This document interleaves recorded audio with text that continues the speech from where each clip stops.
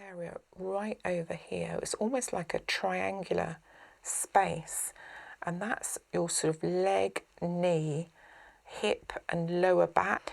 And then 49, very large area here, which is all covering the chest, the breast and the mammary glands, with the cervical spine. That then moves into something called the thoracic spine.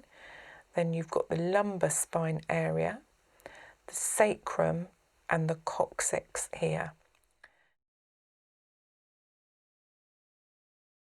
Right, so thank you for letting me carry on my learning of the different parts of the body by using your feet to demonstrate on. It's really, really helping me to remember where all these different parts are. So we spent quite a long time looking at all the various parts of the body from the bottom of your feet, but also there's a lot of different parts of the body that are connected on the top of the feet that you have to know about as well.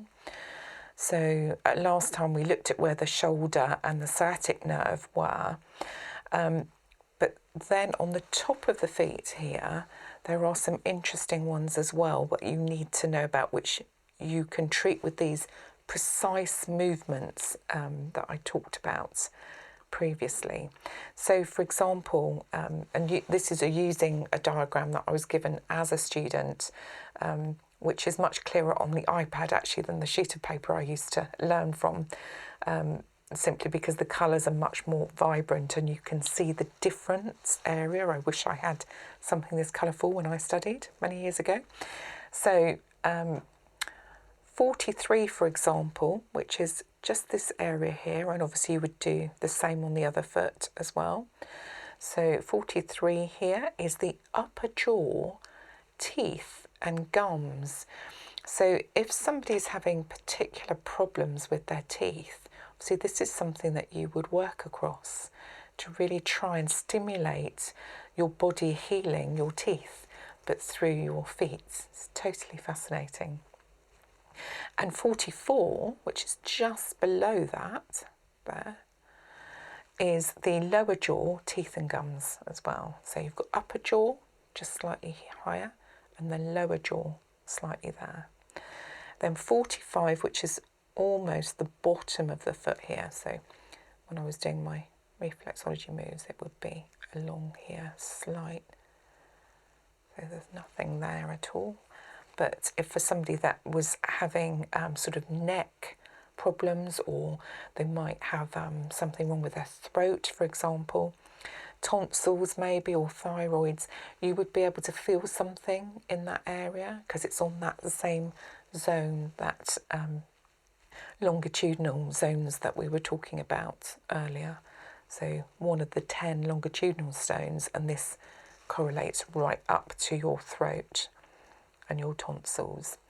So 46 vocal cords would be underneath that neck area.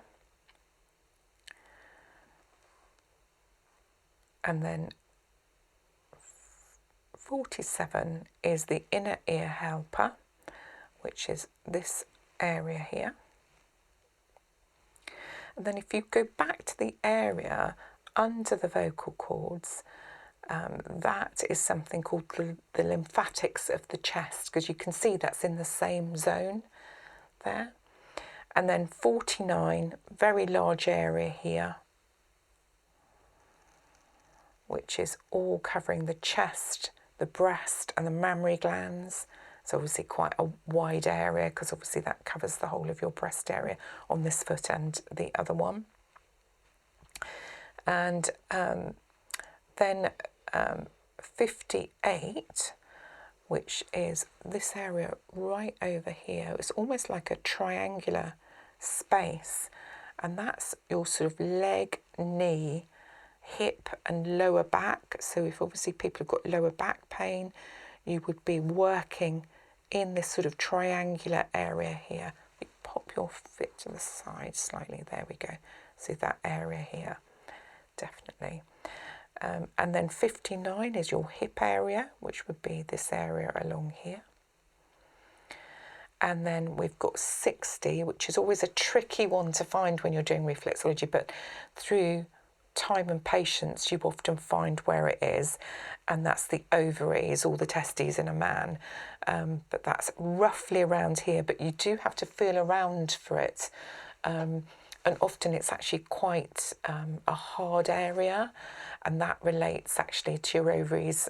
Sometimes you can tell if somebody's having a period, for example, it's quite hard, and you can actually help to relieve the pain from PMT and really help people relieve that pressure there. Okay, so we finished the lateral view of the foot, and we're going to move on to looking at the medial view of the foot, and this is this area here. So one of the first things to look at is the spine area, which you can see is the zone that goes up the middle of the body. So the spine area is this part of the foot. So let's look at it more. It's probably easier to do on this one rather than your left foot. Let's do it on your right foot. So we would start here with the cervical spine. That then moves into something called the thoracic spine. Then you've got the lumbar spine area, the sacrum and the coccyx here.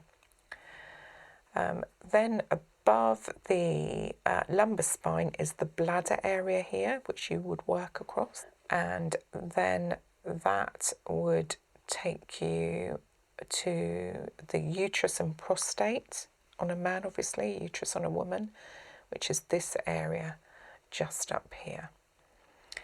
Then moving slightly above that, along this area here, you've got the fallopian tubes, which makes sense coming up from the uterus there. You've got the fallopian tubes and the vas deferens. One of the things about reflexology is you have to really have a good understanding of all of the different systems of the body. So there are words here that, like fallopian tubes, the vas deferens, the iliacacial valves, all that, they're used a lot in the body system. So you have to understand like the endocrine system and the reproductive system, those sorts of things. So when you study reflexology, you don't just study this, you study the whole body, and that makes it relate to what it is that you're looking at. So some of these don't make sense until you've studied the system, and then they make a little bit more sense. So up here you've got the fallopian tubes and vas deferens there, and the lymphatic system, which is another system you would study. And then 52, you've got the lymphatics of the groin area here. And then you've got, going back here, you've got the vagina and the penis for a man as well. And then at 56 here, you've got the uterus and the prostate, which I think we touched on earlier.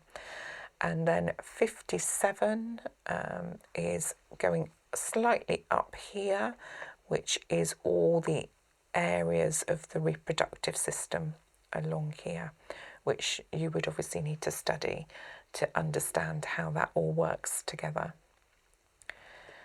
Okay, I think we've mostly covered most of that, so along the spine and upwards here, and the reproductive areas. There are just a few areas we missed out. There's one here, which is your mid-back area. So if you've got pain, obviously we looked at lower back earlier, but in your mid-back, then this would be an area that would maybe be slightly bubbly or slightly grainy that you would pick up there and work along. Then I think we've missed out the nose, which is this funny area here. And then I think that we've covered everything now on that medial view as well.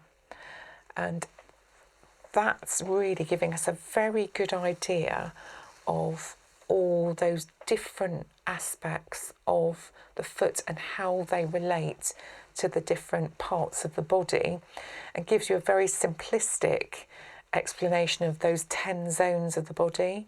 So if you think here, if you bring your other foot up for me, So you've got your 10 toes, your 10 zones of the body. And then if you're starting to work on those areas that I've pointed out, you'll probably find it will work up. You might even get some tingling sensations in those areas. And that's really that sort of pressure movement and all these different precise movements that have an impact on the rest of the body. Obviously, one of the other things that you need to know about, which took quite a long time to learn, is you need to be very familiar with the different sorts of ailments that people can suffer with on their feet, so that you can't treat them. So there's a long list here, for example. You've got, literal basic things like cuts or bruises. You have to be really careful if somebody's got a fracture, that you don't treat that. If there are lumps or bumps on the feet, you mustn't treat, because remember, we're not doctors, so we're not diagnosing, we're just trying to help. Even something like sunburn or scar tissue, then you need to avoid treating those people. There's also things like eczema that you need to be aware of, that you don't irritate the skin. It's one of the reasons we don't actually, well, there's two reasons not to use oil. So in our other treatments like body massage or aromatherapy or Indian head massage, obviously we're using aromatherapy oils to stimulate the senses and to relax people. Now, with the feet, you don't really want to do that.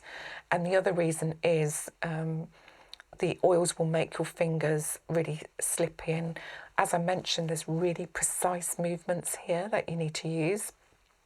You can't do that if the foot is slippy. So what some people use is talc, but you have to be very careful with the type of talc that you buy, because some good old-fashioned talcs have still got carcinogenic elements in them, so you want to avoid them. So be very careful what you buy and put on your feet there. But you can use creams as well, which is very nice. Even like a simple moisturising cream will help you just smooth so that you don't catch on the skin, but allow you to do those precise movements. There's lots of nail and fungal infections that you get on your feet, so you really need to look out for those constantly. And what you can do if you've got something is spread it quite easily, because you're moving from one foot to another, so you don't really want to do that. So you really need to look at the feet very carefully. Things like athlete's foot, for example, can be quite contagious and you can spread that, so you need to really look at those in quite a bit of detail. And obviously, if you see something like a black mark, could be verruca or something like that, you want to really avoid that area. You won't be able to treat that. So it's really understanding the foot.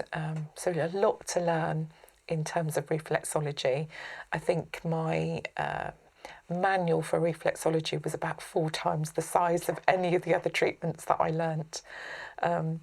So you can see why you have to learn the systems, you have to learn all about what to look out for, you have to learn the diseases of the feet as well, and then learn the movements, which are completely different to obviously general massage. So thank you, that has been so helpful. It's going to take me a while to get all of these different areas into my memory banks again, but it is coming back to me. And the next stage will be for me to get very familiar with these precise movements, revise a little bit on the body systems, because obviously it's a long time since I've looked at those. And then what we'll work towards is doing an actual proper reflexology treatment. So once I've restudied some of those systems, really get a better understanding of